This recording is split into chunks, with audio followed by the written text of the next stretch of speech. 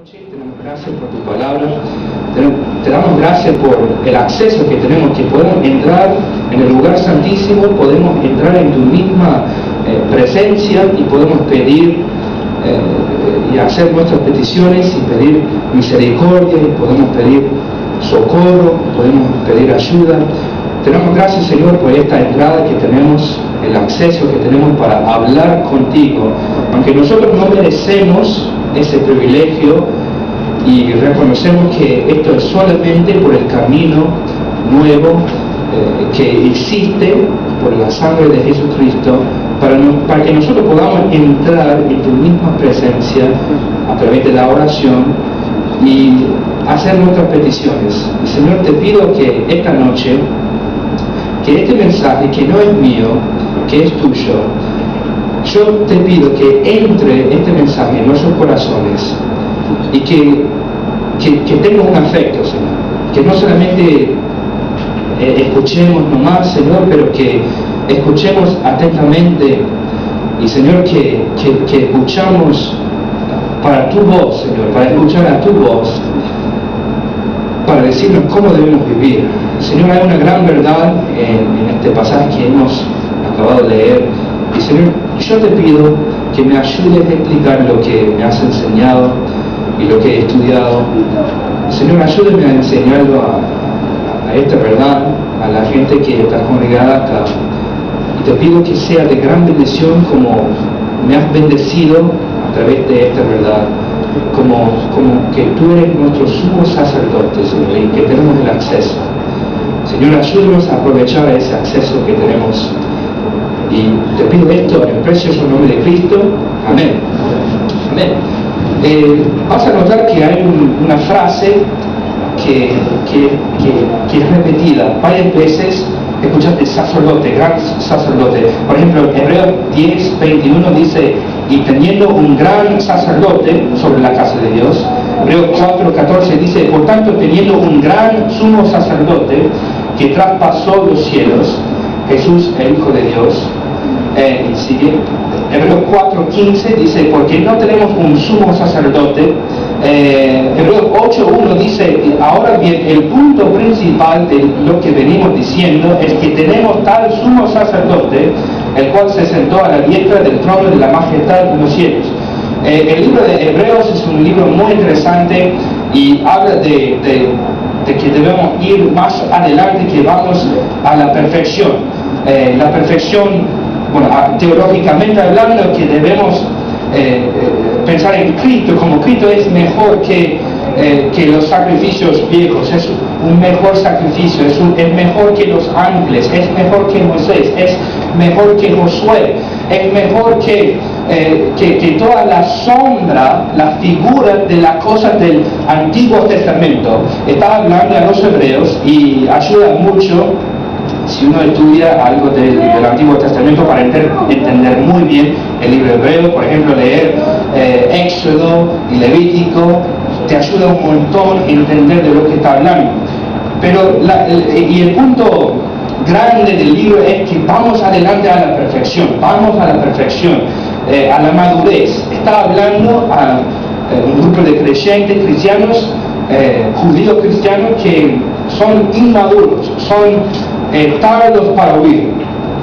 Están comiendo leche cuando deben estar comiendo comida sólida y deben estar dando a comer a los demás. Deben ser maestros y son como los niños.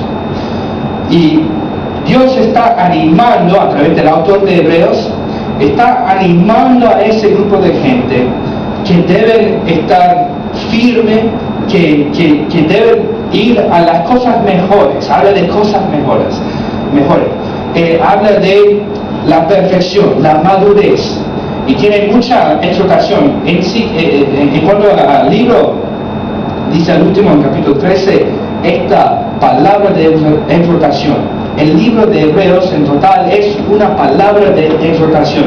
Nos está animando, nos está exhortando para que cambiemos nuestras actitudes y nuestra manera de vivir y hacer no lo bueno, sino que hacer lo mejor. Y en todo esto habla mucho de nuestro Señor Jesucristo como Él es nuestro sumo sacerdote, nuestro gran sumo sacerdote. Tenemos un gran sumo sacerdote. Y se repite esa frase y esa idea. Ahora, es muy importante, pero si sos como yo, vas a pensar, ok, tenemos un gran sumo sacerdote. ¿Qué significa eso? Porque hoy en día, aunque veo a algunos judíos, ¿cómo se llama? Ortodoxos. Eso. De vez en cuando veo por este lado, no hay muchos, y los sacrificios, eso no es algo que pase, y no hemos visto un sumo sacerdote en persona seguramente. Cuando pensamos de la palabra sacerdote, más que nada pensamos en la religión católica, ¿no? Pensamos en esos sacerdotes. Pero la Biblia no está diciendo que Cristo es nuestro sacerdote como los católicos, no. Tiene mucha verdad. Entonces vamos a mirar qué significa eso, que Cristo es nuestro gran sumo sacerdote. ¿Qué significa? Y hay 3 puntos. Y entonces, sabiendo esto, ¿qué debemos hacer? Sabiendo esa verdad de que Cristo es nuestro sumo sacerdote, ¿qué significa a mí? Después de entender lo que significa, debemos saber cómo aplicar esa verdad. Y los sacerdotes del Antiguo Testamento, los judíos, tenían varias responsabilidades, pero lo que habla el libro de Hebreos habla 3 específicas cosas que debían de hacer. Deberían ofrecer sacrificio para el pueblo, debían interceder por la gente y debían socorrer a la gente, ayudar a la gente. Y vamos a mirar eso como Cristo sirve como nuestro sumo sacerdote. Y la primera cosa es que Cristo es nuestro sumo sacerdote. ¿Y qué significa? Número 1, significa que Cristo ofreció sacrificio para salvarnos de nuestros pecados. Y Cristo, como el gran sumo sacerdote, es un ejemplo, ofreció sacrificios para salvarnos de nuestro pecado. ¿Se acuerdan?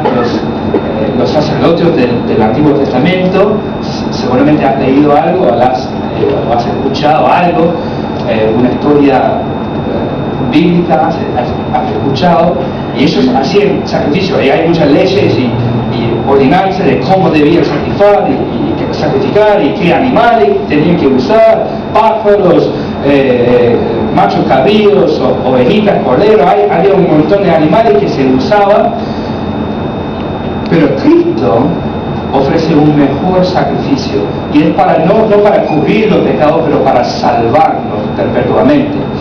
Bueno, en Hebreos 2:9 dice, pero vemos a aquel que fue hecho un poco menor que los ángeles, a Jesús. Está hablando de Jesús, está diciendo que Él fue hecho carne, fue hecho hombre, un poco menor que los ángeles, refiriendo a Salmo 8, que habla de eso. Y dice, coronado de gloria y de honra a causa del padecimiento de la muerte, para que por la gracia de Dios gustase la muerte por todos. Entonces, Él fue hecho carne para poder padecer, porque Dios en sí no tiene un cuerpo, no padece, no siente físicamente los sentimientos de padecimiento. Entonces, para sufrir en nuestro lugar tuvo que hacerse hombre, carne, para gustar la muerte por todos. Amén, que tenemos un Salvador que gustó la muerte para mí. Hebreos 2:14 dice, así que por cuanto todos los hijos participaron de carne y sangre, Él también, hablando de Jesús, Él también participó de lo mismo, para destruir por medio de la muerte al que tenía el imperio de la muerte, esto es, al diablo. Sí. Jesucristo destruyó la muerte a través de la muerte. Y es muy interesante, no vamos a pasar mucho tiempo en esa idea, pero qué cosa, ¿no? Que Dios toma la arma del diablo y la usa para matar al diablo. Amén. Por la muerte mató la muerte. Y dice en Hebreos 5:9, y habiendo sido perfeccionado, vino a ser, hablando de Jesucristo, vino a ser autor de eterna salvación para todos los que le obedecen. Jesucristo es el autor, es la persona que empezó, es el que arrancó todo de la salvación eterna. Y dice, el autor de eterna salvación.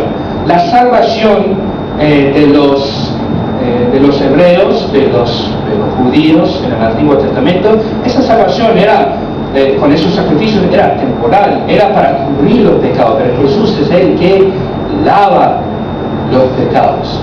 Y dice en Hebreos 7:25, por lo cual puede también salvar perpetuamente a los que por él se acercan a Dios, viviendo siempre para interceder por ellos. Él puede también salvar perpetuamente, no hay fin, es perpetuo, no hay fin a la salvación que ofrece Jesucristo, y como sacerdote ofreció un sacrificio para salvarnos de nuestros pecados, una vez para siempre.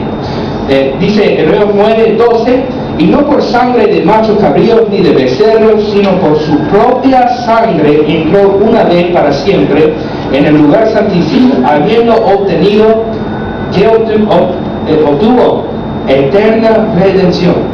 Eterna redención. Nos compró eternamente. No dice redención temporal.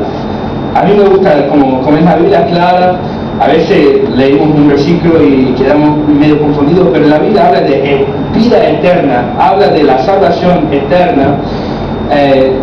Y bueno, yo a veces pienso, bueno, soy malo, ¿no? A veces con mi sentido de humor, porque hay gente que cree que se puede perder la salvación. Y yo digo cosas, bueno, gracias a Dios que me dio la vida semanal, o que dura una semana, ¿no? Que te diste la vida mensual, que dura una vez, ¿no? Yo tengo una salvación que dura un año, ¡wow! No, es la eterna salvación, perpetuamente nos puede salvar. Dice Hebreos 9:28, dice, así también Cristo fue ofrecido una sola vez para llevar los pecados de muchos.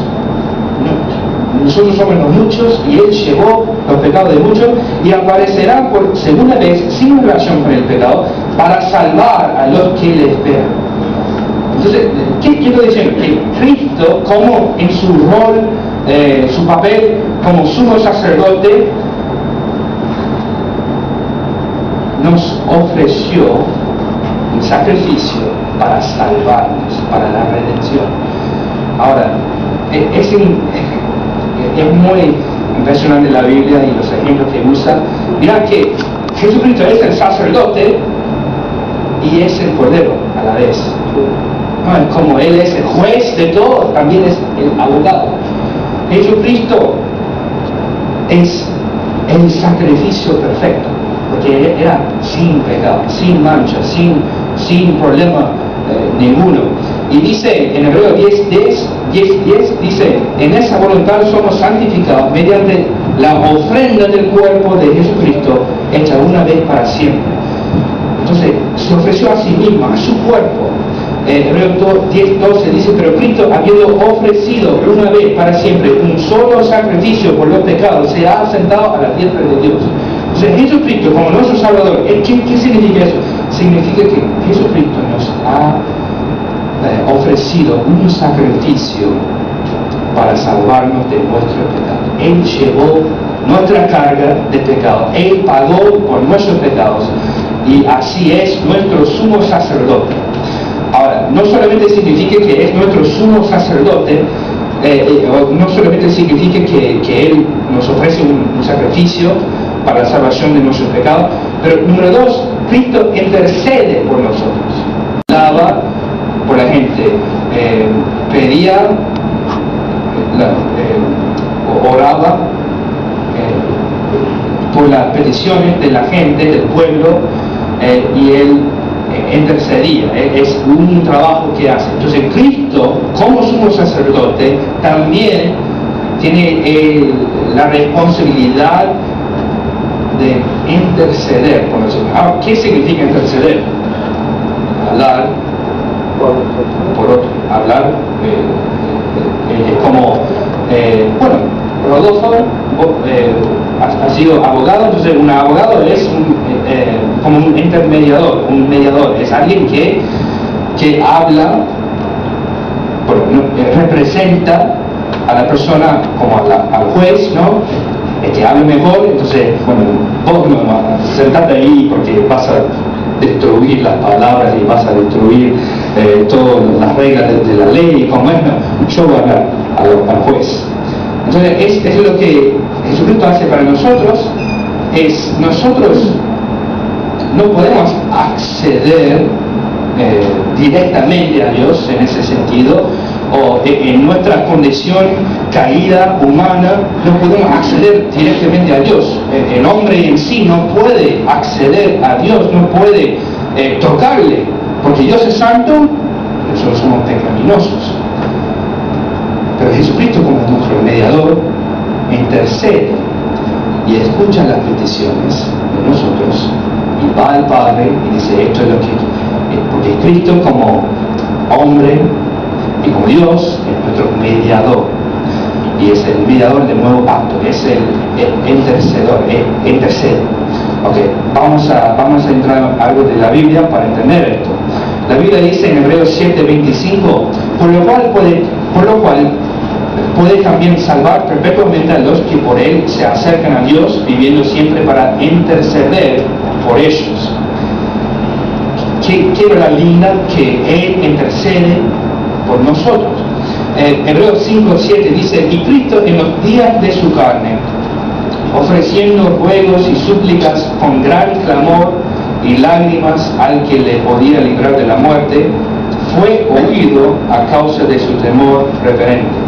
Dice que Jesucristo, cuando estaba en este mundo como humano, en los días de su carne, dice, ofreciendo ruegos y súplicas con gran clamor y lágrimas. Pero nosotros sabemos que está refiriendo a Juan 17, cuando Jesús está orando que esta copa pase, y también ora por los cristianos, está pidiendo y yendo a Dios por nosotros. Este es un buen ejemplo, y cuando tenga tiempo vaya a Juan, bueno, a la verdad empieza capítulo 13, 14, 5, 16, 17, son bárbaros.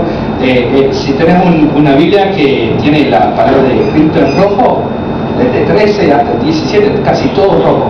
Jesucristo o hablando a sus discípulos o orando. Y hay en Hebreos 9, 1 a 12, por el tiempo no vamos a leer todo, pero es un buen pasaje, 9, 1 a 12, porque habla de cómo Cristo hizo un camino para nosotros. Habla y hace referencia al lugar santo, y si acordás en el Antiguo Testamento, en el templo y en el tabernáculo, tenían un lugar santo que solamente sacerdotes entraban, y luego aún más santo que el lugar santo era el lugar santísimo, aún más santo, lo más santo de todo. Y ahí solamente, no cualquier sacerdote podía entrar ahí, solamente el sumo sacerdote podía entrar, y una vez al año nomás, una vez al año, para pedir perdón de pecados para la gente. Y no sé si se acuerdan, era tan santo ese lugar que, bueno, tenían que lavar todo, tenían que vestirse de una manera muy específica, aún tenían que atar una cuerda iba a decir la pata, esto no es la palabra, al pie del sacerdote, porque si no era muy santo, si no había confesado algo, si tenía pecado en su corazón, entonces y muriera, ellos podrían sacarlo con esa cuerda. En serio, eso habla de la Biblia, bueno, era muy santo, no puede entrar, es como el arca, ¿no? ¿Cómo se llama? ¿Usa? no sé cómo es en castellano, es raro en inglés también ese nombre, pero él tocó el arca y se cayó muerte. Y dentro del lugar santísimo estaba el arca, estaba que tenía el maná y la vara de Aarón. Entonces era muy santo y no podía entrar cualquier persona a cualquier momento. Pero bueno, leemos un poquitito de lo que hizo Jesucristo para nosotros. Dice,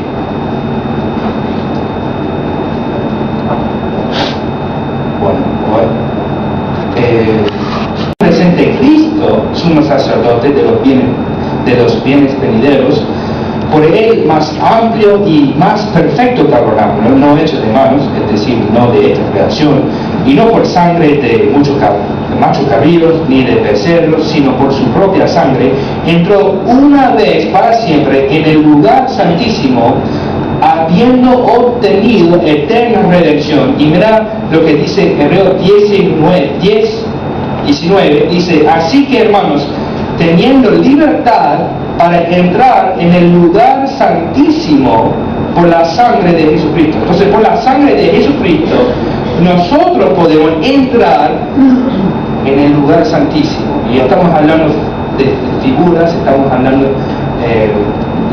de símbolos. Después vamos a entrar en lo que significa o cómo podemos aplicar. Entonces, Cristo ofrece sacrificio para llevar nuestros pecados como nuestro sacerdote. También intercede por nosotros. Número 3, nos socorre. Hebreo nos socorre. Significa ayudar, auxiliar, correr, ayudar a alguien, socorrer. Hebreo 4:15 o 15 si quieres decirlo así.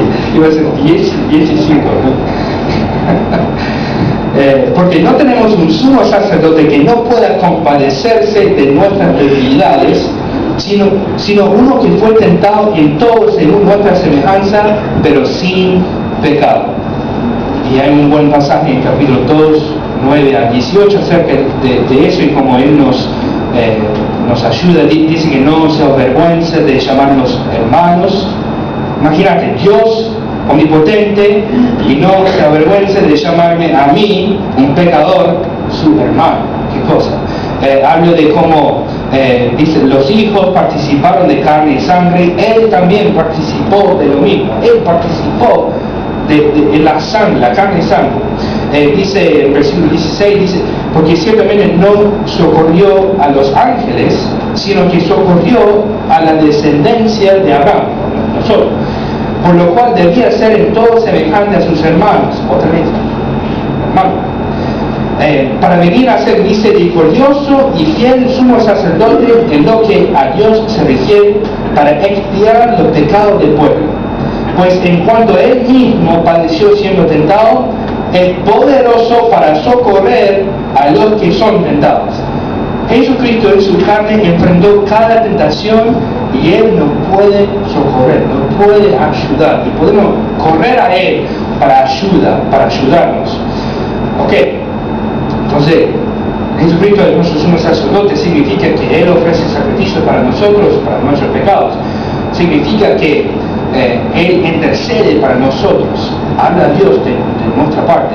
Y número 3 dice que nos socorre, nos ayuda. Ahora, esta es la verdad. Gracias, Josué, por decir esto, pero ¿qué voy a hacer con esa verdad? ¿Cómo voy a poner en práctica esto? ¿Cómo voy a aplicar? ¿Cómo voy a poner un andar a esa verdad? Bueno, 3 puntos rapiditos. ¿Qué debemos hacer? Número 1, debemos retener la profesión de nuestra fe. Debemos retener la profesión de nuestra fe. Hebreos 4:14 dice, por tanto, teniendo un gran sumo sacerdote que traspasó los cielos, Jesús el Hijo de Dios, retengamos nuestra profesión. Retengamos, es agarrar y no soltarse. También Hebreos 10:23, el otro pasaje que estamos estudiando, dice, mantengamos firme, sin fluctuar la profesión de nuestra esperanza, porque fiel es el que prometió. Dice que debemos mantener firme, y si hay duda, dice sin fluctuar. Si hay algo de duda, dice mantener firme sin fluctuar la profesión de fe. No debemos, bueno, si esto es nuestra salvación,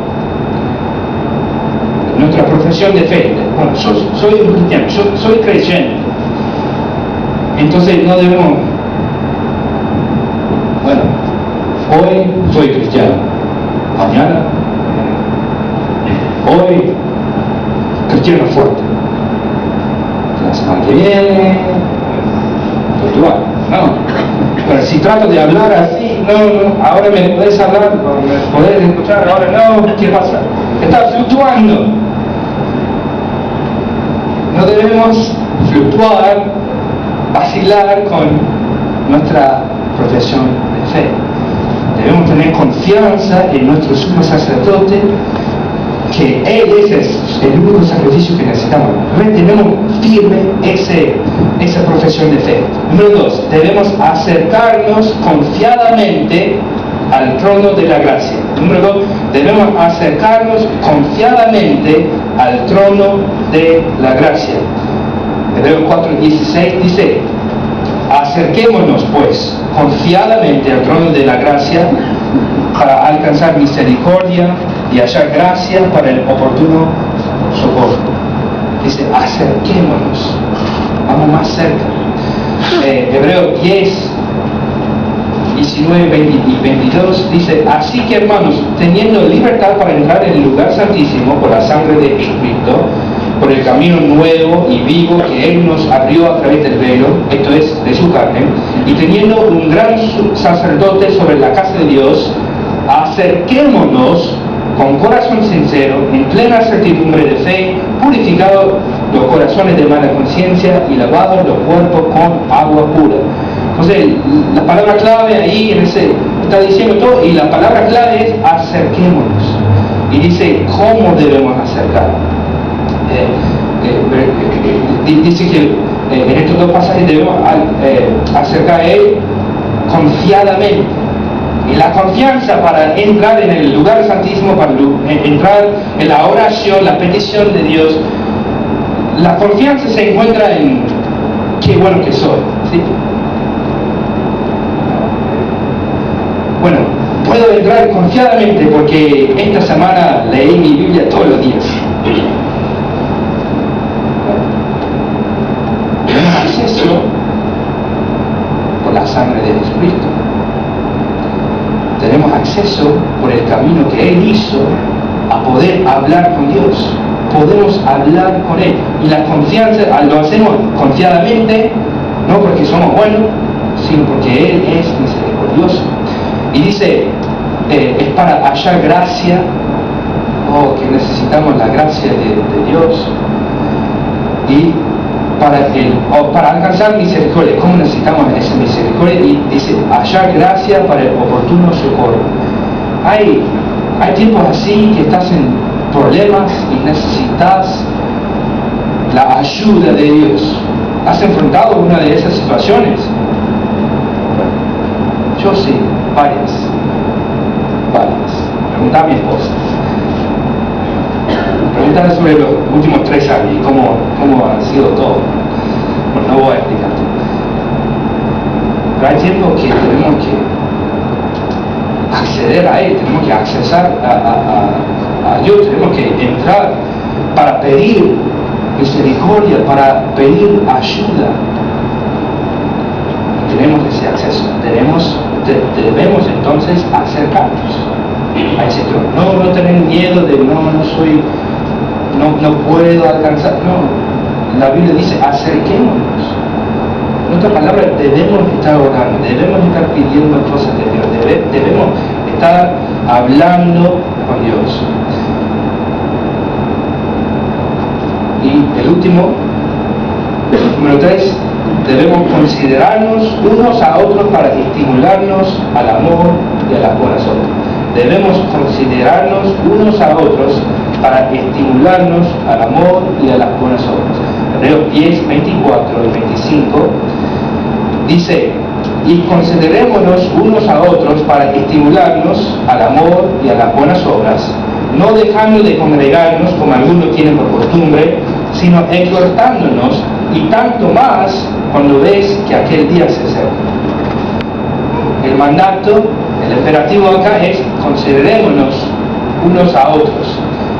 Muchas veces nosotros ni nos damos cuenta de las personas, de los otros cristianos, de los otros creyentes, aún en la iglesia, aún los miembros de la iglesia.